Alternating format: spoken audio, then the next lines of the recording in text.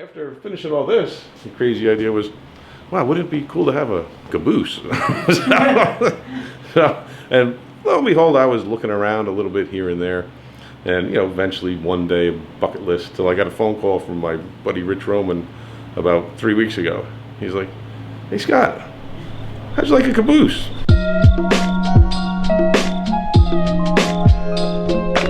Like this, like that, like that.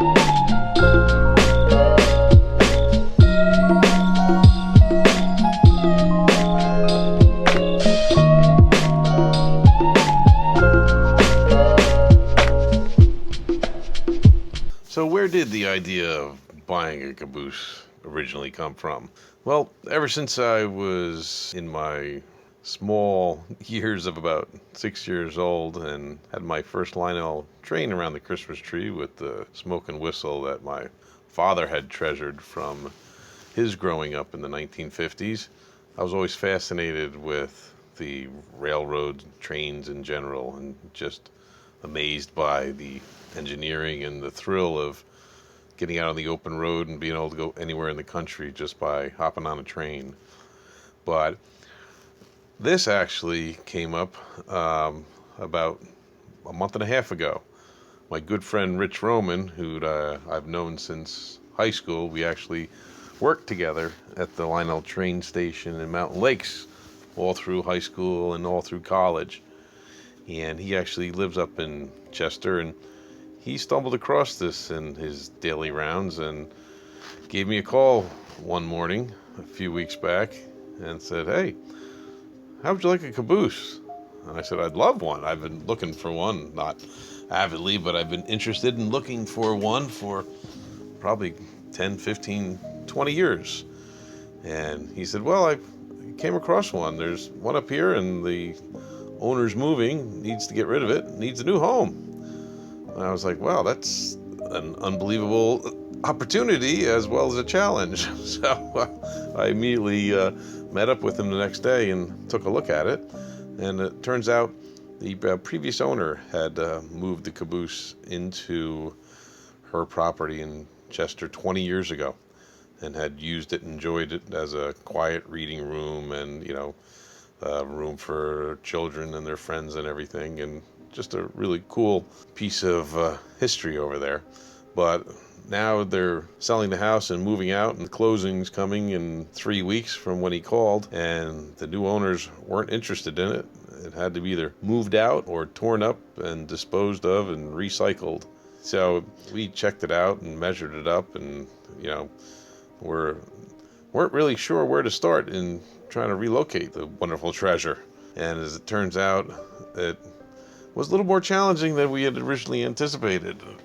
Originally we thought, yeah, okay, it'd be a little bit difficult, but not impossible. Well, it turned out to be close to impossible, especially when it came down to the costs and the logistics, because this, usually takes somewhere on the order of 3 to 6 months to actually from start to finish. And we had more like 3 to 6 days or 3 weeks if we were lucky. Most of the complications come in making the arrangements, relocating, building out an area for it, getting town approvals and street approvals and highway approvals. It's a lot more than one would guess just by looking at it. Once all the logistical challenges were taken care of ahead of time, then it came the day of the move, and that's when it really got interesting. This location where the caboose was in a residential street, tucked away up a long driveway, in between all the pine trees and all the forestry that grew over the last 20 years since it was placed there. So it was quite a tight fit, getting these huge tractor trailers and flatbeds and cranes and support vehicles up off the main road and up to almost what looked like a nice picturesque campground almost. But one of the biggest fears and challenges that I was afraid of was once we got all set up and ready to pick up the caboose, being that it's 95 years old, made out of wood with just a metal subframe. My biggest fear was when they picked it up, it was going to fall apart and wind up being a pile of kindling wood, especially after going through all this preparation and everything. But luckily, the crane operators and the riggers that did all the preparation and the work on it were able to lift it up off the trucks, swing it over onto the flatbed with unbelievable precision, and got it sitting square on top of the transport vehicle and buckled down and ready for the journey to Boonton, New Jersey. It actually pulling out of the town with all the tight streets and all the sharp turns. It actually was quite a ride. We followed it in our vehicle as well to try and keep traffic away and make sure everything was safely moving and everything was working out well. So once we got out of the town of Chester and headed slowly up towards the Route 80 overpass from Route 206, and we took the long journey down Route 80 to 287, where it really got interesting when we were getting off of 287 onto the back roads of Boonton. We had to figure out how to go up Main Street, which is a tiny 2-lane road that goes up through the center of Boonton. Barely enough room for cars to pass each other, especially with all the parking and the sidewalks. But as we were coming up and had to go over the railroad overpass, which has somewhat of a pretty sharp crest, the tractor trailer bottomed out on top of the bridge and would have gotten stuck if they weren't going just the right speed, just enough to clear the hump in the road. And luckily, we had called ahead. The mayor was nice enough to get the police to close off bottom of Main Street for 15 minutes so the truck could make the unbelievably tight turn around from Main Street onto Division Street. It actually had to reposition once or twice because it's almost an impossible turn even for a normal vehicle. But they were able to get around down Division Street, pulled into the parking lot across from the Boonton station, and then got set up to unload the trucks, and the train itself, which, as the day was getting longer, we were hoping to get this all done in one day. They said it might take 2 if any other complications arose, but we were chasing the sunset and kept going full speed ahead. Once they got down into the parking lot, started setting up all the equipment and everything, it was extremely delicate and careful because the location the train was going to be placed on display was within 25 feet of the main line, with the trains buzzing by every 35 minutes, especially since it was in the middle of rush hour. But luckily, New Jersey Transit's representatives and police gave us the opportunity to work safely in between the high-speed trains going by and stopping at the Boonton station, that we were able to get the caboose set down just in the nick of time. But I got to tell you, one of the most amazing things is the crane operators and all the people at Joe Super's company were absolutely incredible. It's a really amazing engineering accomplishment. These guys are the best of the best. They're actually the ones who pulled Sully Sullenberger's plane out of the Hudson River on that U.S. Airways Miracle on the Hudson a couple of years ago. So there's no doubt in my mind that we were in good hands and everything was going to work out okay, even down to the last minute.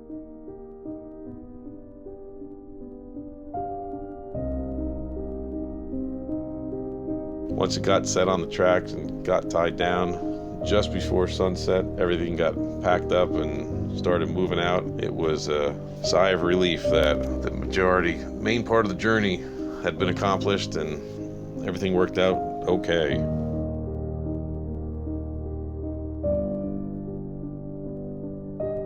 Able to work it out with the help from everybody, and now we have it over there. So eventually I'd like to get some of the related artifacts from here in the caboose for display. So this will be a large man cave and that'll be a small man cave. But you can take a look around. Everything's from the 1910, 20s, 30s, 40s, 50s. And by this time next year, we'll have everything lit up and really looking 100%. Would you say like there's something about like that era of the trains that captured your interest? Yeah, it's they call it the romance of the rails. You know, back around the turn of the century. The same thing I have a 1917 Rio, which was an Oldsmobile. After Ransom Eli Olds sold his company to Oldsmobile, he started his own one, but couldn't call it the same thing. But you know, that was the Industrial Revolution, when everything was new and amazing, and you know, it went from taking weeks to get across country, if not months to get across country. Now you got a car and a train you can hop on, and in days you can be almost anywhere, just like today in hours you can be almost anywhere.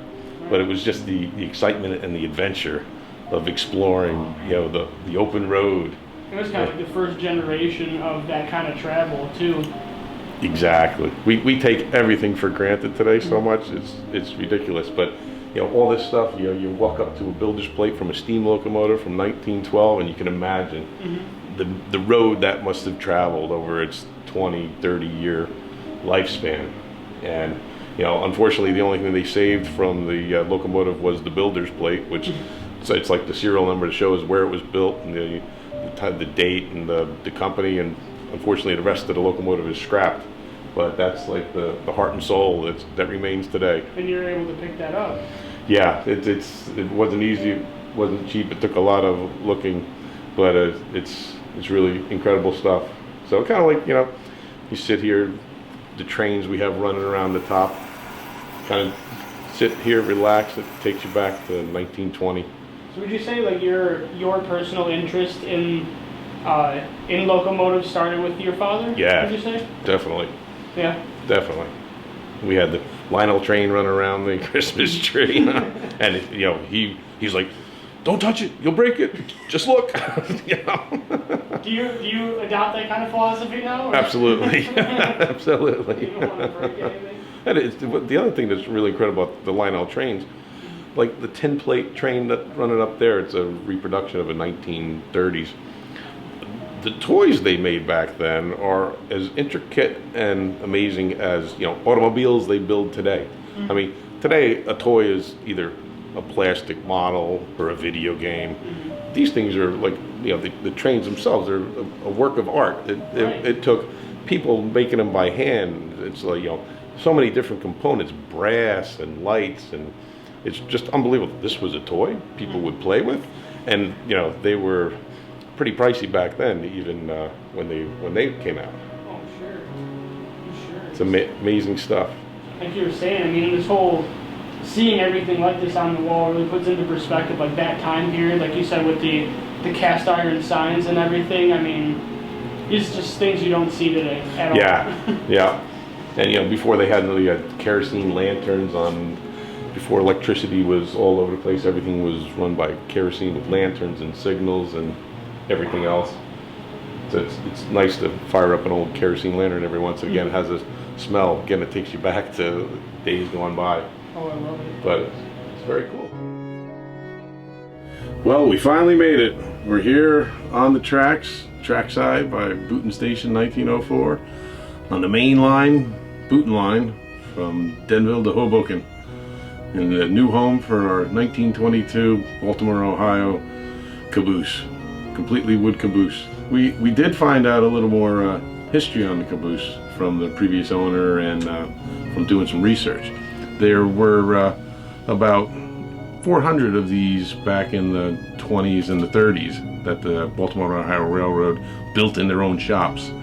You can see there's B&O cast into the coupler and into the four-wheel trucks. So they had about, in their heyday, about 400 of these in operation. This is one of the first generation. You can see on the side of the caboose it says I-1A. So this is one of the first ones that they came out with in the early 20s. Actually was gifted to a retiree for a gentleman that worked for the railroad for about 20 or 30 years. So as a retirement gift, they gave him a caboose, which not too shabby, a little bit better than a watch if you asked me. But he had it in his personal estate for his family and for all his relatives for I think a period of about 25 years, and unfortunately he eventually passed away and his family put it up for auction. and that's where the previous owner that we got it from had acquired it at the auction, had it transported to New Jersey, and had it set up as a private little reading room and getaway study for a period of about 20 years. It moved there in 1978, actually 1988, and 20 years later it's ready to move again and just got here to its new home. So we're really looking forward to cleaning it up, restoring it. The nice thing about it is one of the original condition cabooses where, you know, nobody came and tore it apart and turned it into a, you know, Formica palace. It has the original wood stove, most of the original woodwork, the original roof that leaks, so we'll be working on that a little bit as well. But it's a really amazing piece of history, and I'm looking forward to getting it cleaned up and getting some of our other railroad antiques in it, and then we can enjoy it as well as invite the public to have a look every once in a while when they're here for dinner. So we're very appreciative to Neil, who was the one that helped us acquire it from her collection, and I hope everybody enjoys it.